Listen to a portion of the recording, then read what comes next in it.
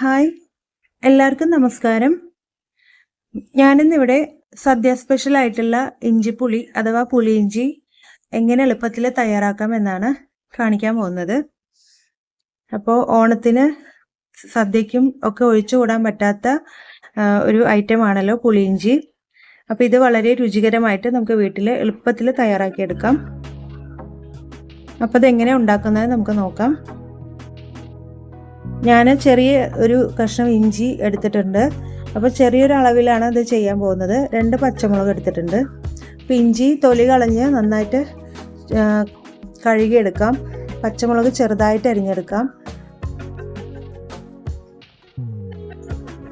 അപ്പോൾ ഇഞ്ചി ഗ്രേറ്റ് ചെയ്തെടുക്കുകയാണ് ചെയ്യുന്നത്. ചെറുതായിട്ട് അരിഞ്ഞെടുത്താലും മതിയാവും.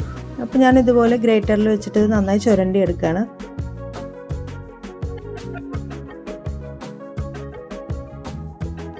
ഇങ്ങനെ ഗ്രേറ്റ് ചെയ്തെടുക്കുമ്പോൾ കുറച്ചുകൂടെ നല്ല പെർഫെക്റ്റ് ആയിട്ട് കിട്ടാറുണ്ട്. ഇപ്പോൾ ഇഞ്ചി നന്നായി ഗ്രേറ്റ് ചെയ്തെടുത്തിട്ടുണ്ട്. ഇനി നമുക്ക് ഒരു നെല്ലിക്ക വലുപ്പത്തിൽ പുളി ഒരു പാത്രത്തിൽ കുറച്ച് വെള്ളത്തിലേക്ക് ഇട്ട് കൊടുക്കാം. പിന്നെ വലിയൊരു അച്ച് ശർക്കര എടുത്തിട്ടുണ്ട്.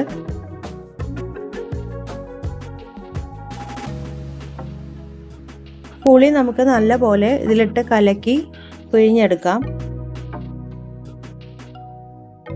ഇനി നമുക്ക് ഈ പുളിയും ശർക്കരയും കൂടെയാണ് തിളപ്പിച്ചെടുക്കുന്നത് ആദ്യം. അപ്പോൾ പുളി നമുക്ക് പിഴിഞ്ഞിട്ട് ഈ വെള്ളം പാത്രത്തിലേക്ക് ഒഴിച്ചു കൊടുക്കാം. അപ്പോൾ കുറച്ചുകൂടെ വെള്ളം ആവശ്യമാണ്. അതുകൊണ്ട് കുറച്ചുകൂടെ ബാലൻസ് പുളി ഒന്നുകൂടെ വെള്ളത്തിലിട്ട് പിഴിഞ്ഞ് നമുക്ക് പാത്രത്തിലേക്ക് ഒഴിച്ചു കൊടുക്കാം.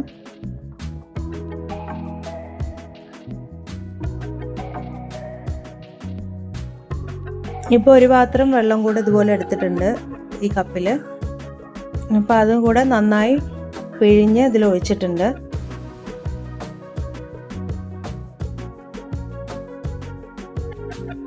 ഇനി ഇതിലേക്ക് കുറച്ച് വെള്ളം കൂടെ വേണമെങ്കിൽ ചേർക്കാം. പിന്നീട് ഇത് നന്നായി കുറുകി കിട്ടും വെള്ളം ചേർത്താലും. ഇതിലേക്ക് പാകത്തിന് ഉപ്പ് ചേർത്ത് കൊടുക്കാം.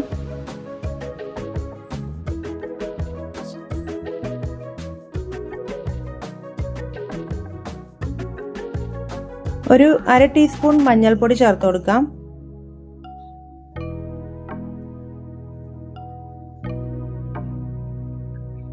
ഒരു ടീസ്പൂൺ മുളക് പൊടി ചേർത്ത് കൊടുക്കാം. ഇപ്പോൾ മുളക് പൊടിയൊക്കെ അവരവരുടെ എരിവിനനുസരിച്ച് ചേർക്കാം. ഞാനിവിടെ കാശ്മീരി മുളക് പൊടിയാണ് എടുത്തിരിക്കുന്നത്. സാധാ മുളക് പൊടിയാണെങ്കിൽ കുറച്ച് ചേർത്താൽ മതിയാവും. ഇപ്പോൾ പച്ചമുളക് നല്ല എരിവുള്ളതാണെങ്കിൽ മുളക് പൊടി അധികം ചേർക്കേണ്ട ആവശ്യമില്ല. അപ്പോൾ എരിവ് കൂടുതൽ വേണമെന്നുള്ളവർക്ക് അതിനനുസരിച്ച് എരിവ് ചേർക്കാവുന്നതാണ്. ഇനി ഇത് നല്ലപോലെ തിളപ്പിച്ചെടുക്കാം. ഇത് തിളച്ച് ഇതിൻ്റെ പകുതി ആകുമ്പോഴാണ് നമ്മൾ ഇത് ഓഫ് ചെയ്യേണ്ടത്. ഇപ്പോൾ തിളച്ച് നന്നായി കുറുകി വന്നിട്ടുണ്ട്. ഇനി നമുക്കിത് മാറ്റി വയ്ക്കാം. ഒരു പാൻ വെച്ച് കൊടുക്കാം. അതിലേക്ക് കുറച്ച് വെളിച്ചെണ്ണ ഒഴിച്ചു കൊടുക്കാം.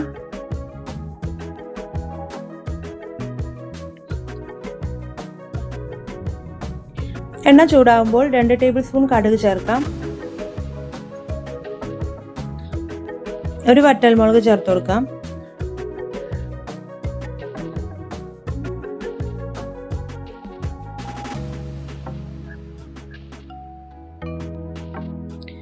ഒരു 1/4 ടീസ്പൂൺ ഉലുവ ചേർത്ത് കൊടുക്കാം. അപ്പോൾ ഇതൊക്കെ നന്നായി മൂത്ത് വരുമ്പോൾ നമുക്ക് അരിഞ്ഞു വെച്ചിരിക്കുന്ന ഇഞ്ചി, പച്ചമുളക്, കറിവേപ്പില എന്നിവ ചേർത്ത് നന്നായി മൂപ്പിച്ചെടുക്കാം. അപ്പോൾ കരിഞ്ഞു പോകരുത്. നല്ലൊരു ബ്രൗൺ നിറമാവുന്നത് വരെ ഇത് വഴറ്റി കൊടുക്കാം.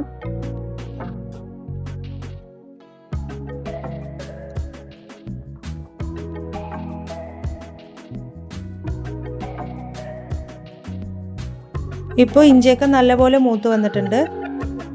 ഇതിലേക്ക് നമ്മൾ നേരത്തെ തിളപ്പിച്ച് വെച്ചിട്ടുള്ള പുളിയുടെ സിറപ്പും കൂടെ നമുക്ക് ചേർക്കാം.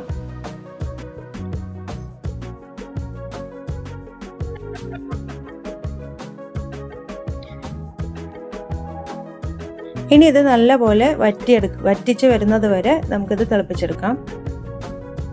ഞാൻ ഒരുപാട് തവണ ഇഞ്ചിപ്പുളി വെച്ചിട്ടുണ്ടെങ്കിലും ഇതുപോലെ വെച്ചപ്പോഴാണ് ഏറ്റവും ടേസ്റ്റി ആയിട്ടുള്ള തോന്നിയിട്ടുള്ളത്.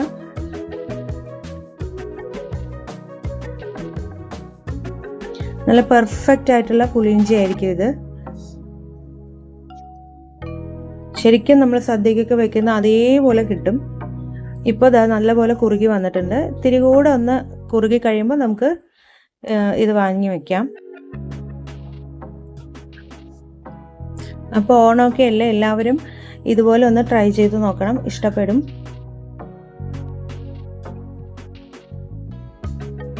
ഇനി ഇതിലേക്കൊരു ചേരുവ കൂടി ചേർക്കാനുണ്ട്.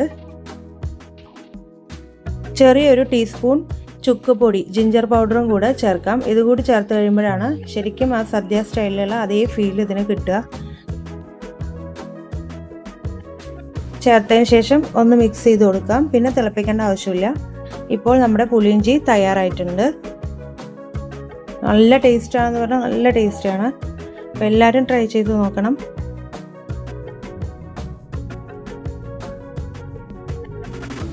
ഇനി ഇത് നമുക്കൊരു പാത്രത്തിലേക്ക് മാറ്റി കൊടുക്കാം.